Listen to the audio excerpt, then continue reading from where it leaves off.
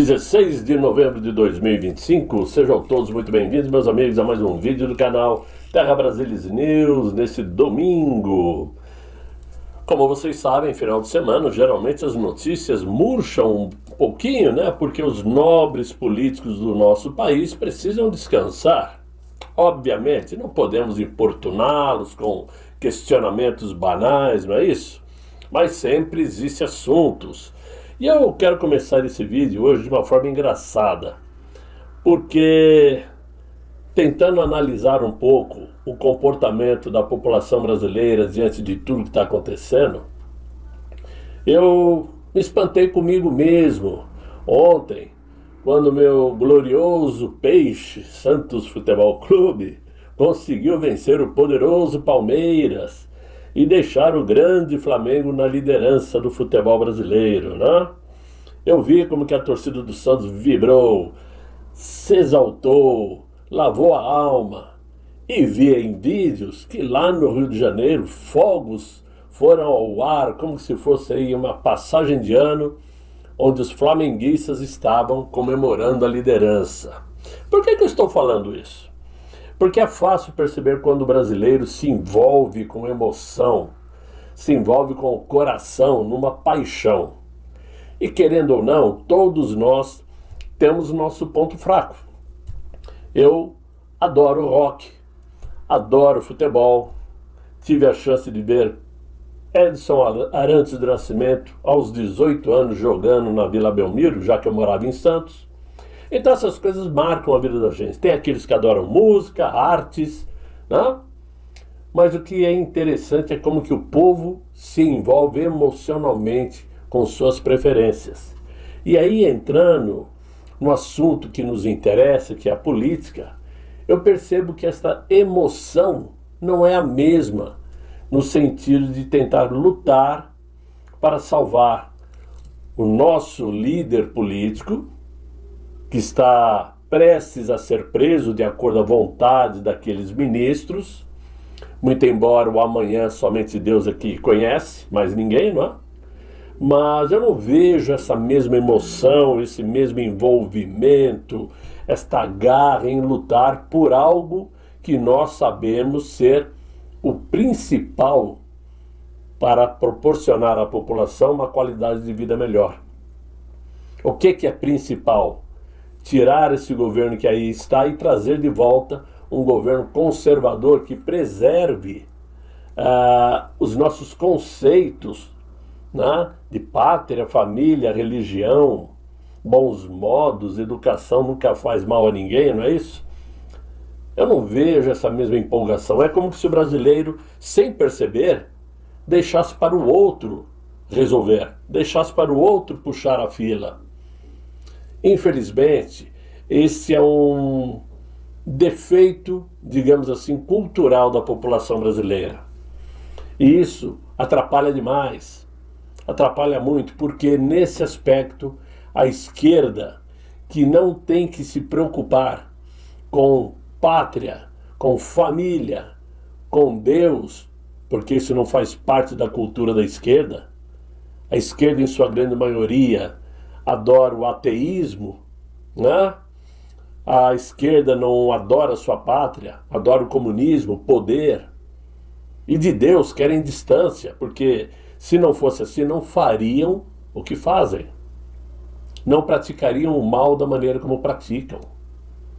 E aí é nessa hora que a esquerda leva muita vantagem sobre a direita, porque eles sabem trabalhar, sabem fazer o que eles precisam fazer para se perpetuar no poder. E quando encontram uma certa dificuldade, dão um jeito de tentar brecar o avanço da direita. Vejam só esta crise recente em torno do INSS, que fraudou, melhor dizendo, que roubou de milhões de aposentados, míseros reais, que faziam e fazem parte de toda a ajuda financeira que o cidadão precisa na velhice. Quando eles dizem, desviamos somente R$50 daquela pessoa, eles se esquecem que com R$50 ainda dá para comprar um saco de arroz de 5 quilos. um saco de arroz que dá para sustentar aquela família por alguns dias. Então esse assunto ficou um assunto muito marcante. E aí o que acontece? As investigações da Polícia Federal e das manchetes cuidadosamente coreografadas pela imprensa consorciada acabaram expondo mais uma vez a estratégia política que vem sendo usada para blindar o governo do Inácio e, ao mesmo tempo, dar um jeito de manter Jair Bolsonaro como o eterno culpado de tudo que acontece no país. O roteiro é antigo, mas segue funcionando quando surge um escândalo envolvendo o governo atual, né, que acaba então criando uma narrativa híbrida, difusa, onde todos viram responsáveis, de modo que a culpa final recaia sempre sobre o ex-mandatário brasileiro, Jair Messias Bolsonaro. A análise da Polícia Federal sobre o INSS foi o exemplo perfeito desse movimento, porque apesar de apontar falhas graves de corrupção no atual governo, né, eles também conseguiram um feito engenhoso: transformar o Inácio e Jair Messias Bolsonaro em uma espécie de sócios da mesma crise, sócios da mesma prática de corrupção que envolve o INSS. O truque é simples e politicamente conveniente. Se todos são culpados, ninguém no final é culpado. Se Bolsonaro é citado, o Inácio automaticamente se dilui no contexto histórico da corrupção. E assim, o governo se livra de responder objetivamente por seus próprios problemas administrativos, enquanto Jair Bolsonaro, mesmo afastado do cargo desde 2022, continua sendo arrastado para o centro do palco, como um personagem principal de qualquer desastre burocrático. No campo prático, quando envolve o futuro político do atual governo, eles tratam de convocar seus jornaleiros militantes para criarem as narrativas contra a direita política brasileira. E, infelizmente, muitos brasileiros caem na lorota. Talvez por se informarem nos canais de informação errados, ou até mesmo por falta de conhecimento. Quando se fala, por exemplo, em candidatos para os próximos pleitos eleitorais de outubro do ano que vem, já falam imediatamente na preferência da Faria Lima, coisa que até 4 anos atrás ninguém lembrava. Ninguém sabia o que era Faria Lima, a não ser os paulistanos, né? Mas hoje, a Faria Lima é que define um futuro candidato, é que escolhe um candidato ou outro, né? E esse é um debate que costuma se perder em simplificações perigosas.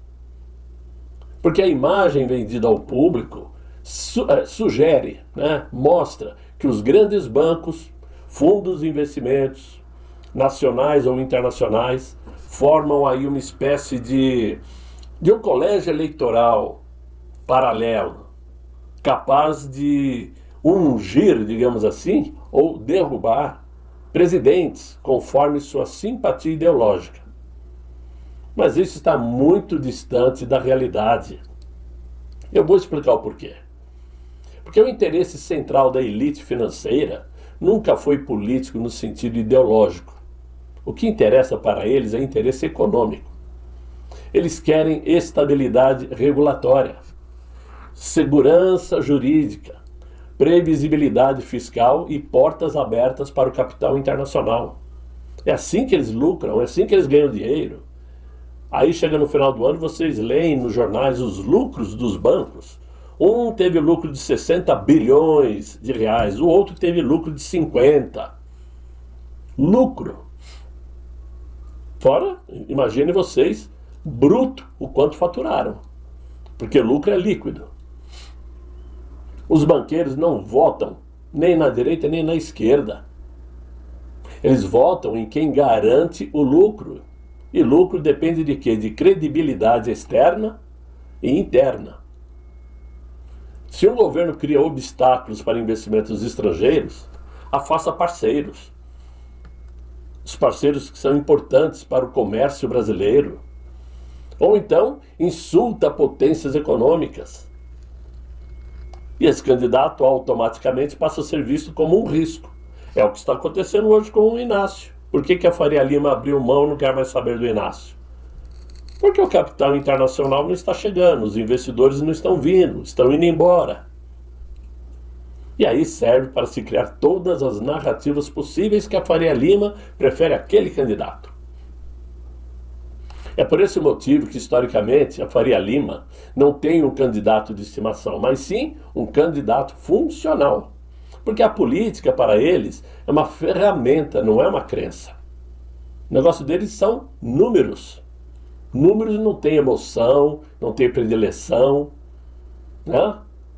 E o problema é que o brasileiro médio raramente entende isto. A população brasileira, infelizmente, foi treinada por décadas de manipulação cultural, jornalística e educacional. E acaba, então, enxergando a política como uma novela e não como uma disputa aí de poder real. Claro que do jeito que eu estou falando, dá-se a impressão de que estou generalizando. Claro que não. Tem muitas pessoas que entendem muito de política, conhecem demais sobre política, mais do que eu entendo. Prova disso que eu procuro informações em muitas pessoas que realmente desfrutam da capacidade de discernir corretamente o que é política. Por isso é importante onde nós procuramos informação.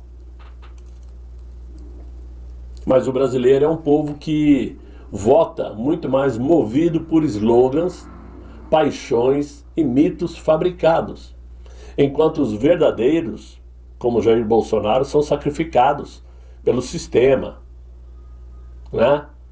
Hoje, principalmente, um sistema que inclui executivo e judiciário na mesma pauta. Fato é que os verdadeiros agentes de influência operam em um silêncio absoluto. Eles não dizem em quem vão votar. Alguns dão a entender, alguns se manifestam, mas geralmente esses que se manifestam já não ocupam mais cargos de poder ou cargos de influência. Os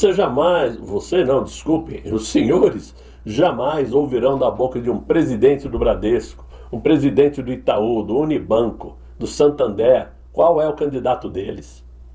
A menos que esteja uma situação por demais explícita, escancarada, de quem é o próximo eleito.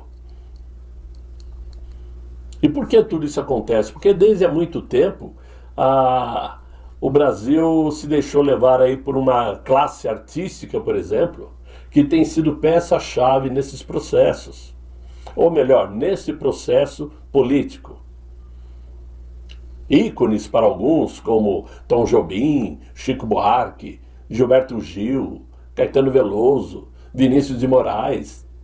Todos de esquerda, todos com predileção comunista. Sempre foram usados, voluntariamente ou não, para revestir, para causar um glamour, criar a narrativa ideológica da esquerda. Sempre foram peças fundamentais para isto. E, coincidentemente ou não, todos muito bem-sucedidos, todos milionários, que ainda faturam com a Lei Rouanet sem precisar. Para que um artista como, sei lá, Caetano Veloso precisa de ajuda da Lei Rouanet para gravar um DVD? Se ele vai vender o DVD e ter lucro. Para que precisa para montar um espetáculo no teatro se ele vai vender ingresso para lucrar? Mas isso é outra coisa. Fato é que não por acaso, durante os anos 60, 70, por exemplo, quando o Brasil vivia sua fase mais intensa de disputa geopolítica interna, período de regime militar, né? Esses artistas se tornaram porta-vozes de um sentimento progressista, cuidadosamente alinhados aos interesses de grupos políticos. Não à toa ficou super famosa a belíssima música, né? Para não dizer que não falei das Flores, de Geraldo Vandré, belíssima música, mas que foi escrita para combater o regime militar. Contra o regime que, segundo eles, oprimia a esquerda. A música, a literatura sempre serviram como ponte emocional entre o público e a militância. E a arte virou um instrumento de propaganda. E isso se perpetuou no Brasil. E aí, hoje mesmo, a gente percebe, nós percebemos, a gente não precisa esquecer essa mania de falar a gente, viu? A gente da Anco, como eu disse outro dia. Mas hoje mesmo, com o avanço da internet e a queda aí do monopólio, digamos assim, da mídia tradicional, a manipulação continua firme e forte. A diferença é que agora o ambiente financeiro também se tornou um bode expiatório. Pior de tudo, que é muito conveniente, né? Sempre que um candidato da esquerda sobe nas pesquisas, dizem que o preferido do mercado é aquele. Sempre que alguém da direita cresce, dizem que a Faria Lima está preocupada. Mas essa é a narrativa da imprensa, porque a Faria Lima não está nem aí. Eles querem saber qual dos candidatos vai ter mais importância financeira para eles. E a verdade é que nenhum dos dois lados, direita ou esquerda, compreende que o sistema financeiro só se importa com uma coisa: estabilidade e retorno. E aí é onde nós vemos o Brasil vivendo uma espécie de prisão. O Brasil se tornou refém de uma visão infantil da política, onde tudo é resumido a bom ou mal, rico ou pobre, elite contra o povo. Essa divisão se transformou no caos do Brasil. Não existe mais uma união. Agora é uma divisão, ou do lado de cá ou do lado de lá. Só que a elite econômica jamais se move por paixão, sempre por interesse. E o grande problema nacional é que o brasileiro aprendeu a identificar esses interesses,